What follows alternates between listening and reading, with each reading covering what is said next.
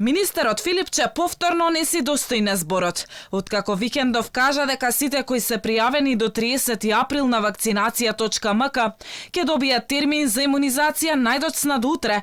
Сепак, граѓани помлади од 40 години кои се пријавени ќе останат извисени за да седнат на вакциналното столче, со оправдување дека постарите лица сега се приоритетни. Сега ставаме малку акцент и на овие ново пријавени граѓани над 70 години, со цел да се заштити таа најкритична категорија на граѓани, што значи дека можне помладите нешто подолго време да почекаат, зашто сепак сметаме дека приоритет е за заштитат постарите граѓани.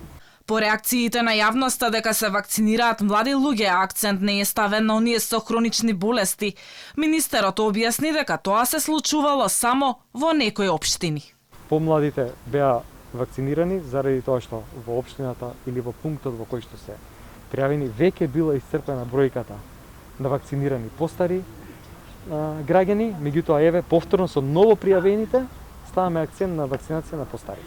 Инаку околу 40.000 дози од вакцината AstraZeneca преку Ковакс се очекува да пристигнат денеска во земјава, а утре треба да бидат испорачани 100.000 вакцини од Синофарм, кои се донација од кинеската армија. Што се однесува на прашањето дали граѓаните кои имаат примено 2 дози на антиковид вакцина и натаму ќе носат маска на отворено и до кога? Според Филипче, се уште е рано да се размислува на укинување на таа препорака, но не ја исклучува можност. За тоа ќе се разговарало на почетокот на следната недела на состанок на Комисијата за заразни болести.